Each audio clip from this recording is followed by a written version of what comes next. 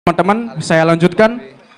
Berangkat dari itu tadi, Prof. Tapi saya dan teman-teman mendapatkan beberapa informasi bahwa ternyata ada beberapa dari rektor-rektor atau pimpinan perguruan tinggi di Indonesia itu ternyata takut, Prof, untuk ikut menyuarakan hal yang sama.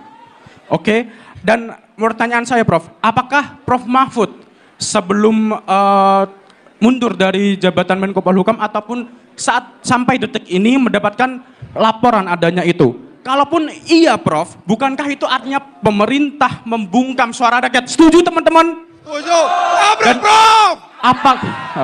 Apakah pemerintah dan aparat penegak hukum itu mengintervensi perguruan tinggi yang seharusnya bebas untuk menyuarakan demi keadilan negeri dan berdirinya demokrasi? Setuju, teman-teman? Setuju. Begitu, Prof. Terima kasih. Wassalamualaikum warahmatullahi wabarakatuh. Ya, terima kasih.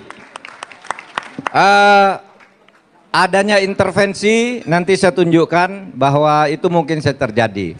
Tapi kalau mengatakan perguruan tinggi takut karena adanya tekanan itu tidak juga.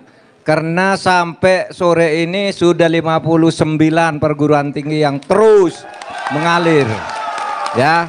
Dan ini akan terus, setiap perguruan tinggi akan menyatakan sikap untuk mengawal pemilu dan munculnya pemerintahan yang beretika. Itu. Nah, oleh sebab itu karena sedang di Jogja, mari kita mengucapkan terima kasih kepada para guru besar dan Civitas Akademika UGM yang telah memulai lebih dulu untuk mengajak perguruan tinggi lain menyatakan sikap yang sama. Saudara sekalian, saya dapat laporan.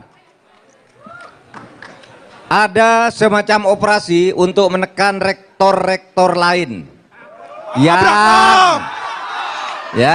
yang belum menyatakan sikap dan akan membuat deklarasi untuk kebaikan bangsa, untuk membangun demokrasi yang bermartabat. Sesudah UGM itu muncul, lalu bermunculan jadwal, tetapi bersamaan dengan itu juga muncul sebuah operasi yang mendekati rektor-rektor yang belum mengemukakan pendapatnya, belum berkumpul untuk deklarasi. Mereka ini diminta untuk menyatakan sikap yang berbeda. Sikap yang berbeda didatangi mereka untuk menyatakan bahwa Presiden Jokowi baik, pemilu baik, penanganan COVID terbaik dan sebagainya. Lawan! Ya. Lawan! Saudara, Abrak, Prof! ada beberapa rektor perguruan tinggi yang kemudian membuat pernyataan seperti yang diminta oleh orang yang melakukan operasi itu. Tetapi ada rektor yang jelas-jelas menolak, yaitu Rektor Universitas Sugio Pranoto dari Semarang.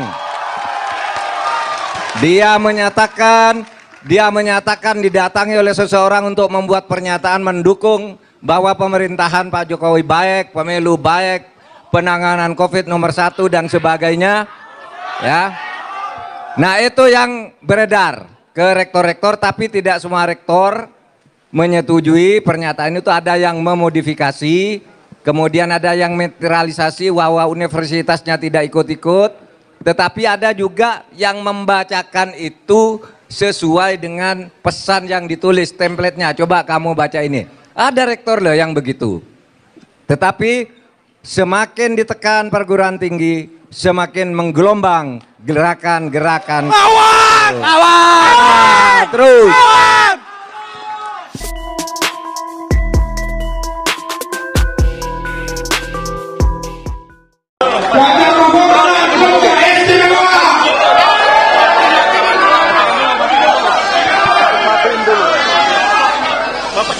Apa mau tanya? Tadi Prof mengatakan bahwa saya dapat informasi ada terjadi intimidasi terhadap akademisi. Seperti apa Prof tanggapannya? Apa yang langkah-langkah yang akan dilakukan Prof terhadap intimidasi? Yang harus melakukan langkah-langkah itu tentu pemerintah. Ini laporan kepada saya dari beberapa rektor. Disuruh membuat pernyataan menyatakan bahwa Pak Jokowi itu orangnya negarawan, baik.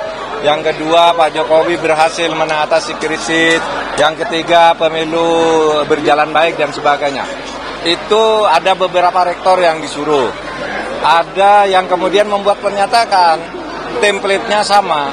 Lalu ada yang tidak mau disuruh begitu, seperti Rektor Universitas Sugio Pranoto di Unika di Semarang itu memberitahu kepada kami disuruh membuat seperti ini. Ini teman kami sudah membuat pernyataan seperti itu. Ada pernyataan rektor yang sama isinya karena pakai template, tapi ada yang samar-samar dan sebagainya. Nah, menurut saya itu kurang sehat. Membuat tandingan-tandingan itu memecah belah masyarakat dan memecah belah kampus juga, ya. Oleh sebab itu menurut saya kebebasan akademik, kebebasan member akademik itu harus tetap dihormati.